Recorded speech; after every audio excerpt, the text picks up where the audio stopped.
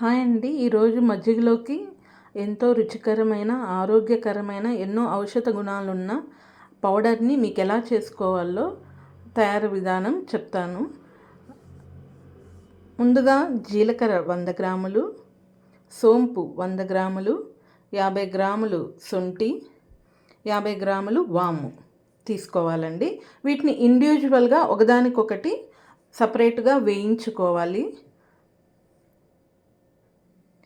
ఇలా సన్నని సెగపై నిదానంగా ఒక్కొక్కటి వేయించుకోవాలండి. వేయించుకొని సపరేట్గా తీసుకోవాలి.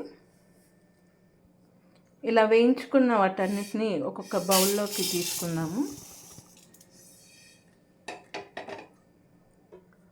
సోంపును కూడా వేయించుకుందాము.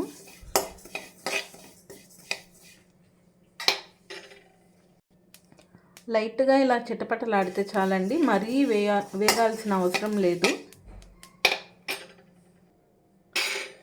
వామును కూడా ఇలా ఇండివిజువల్గా వేయించుకుంటే సరిపోతుంది.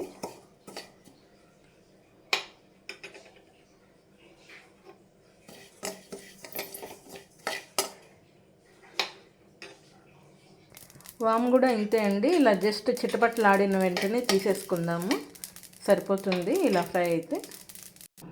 శొంఠిని కొంచెం దంచుకొని మిక్సీలోకి వేసుకుందామండి. ఫస్ట్ శొంఠి పొడి మిక్సీలో కొట్టేసుకొని మళ్ళీ మిగిలిన ఈ పౌడర్స్ ఇవన్నీ కూడా మిక్సీలోకి వేసుకుందాం. ఇలా మెత్తగా గ్రైండ్ చేసుకున్న పౌడర్ని ఒక ఎయిర్ టైట్ గ్లాస్ జార్లో వేసి మనం భద్రపరుచుకుందామండి. చూసారా, ఈ విధంగా గ్లాస్ జార్లో స్టోర్ చేసుకుందామండి. ఎంతో గమగమలాడిపోతూ సాఫ్ట్ మెత్తగా ఉన్నటువంటి ఈ పొడి మనం మజ్జిగలోకి వేసుకొని తాగొచ్చండి. చాలా టేస్ట్గా ఉంటుంది.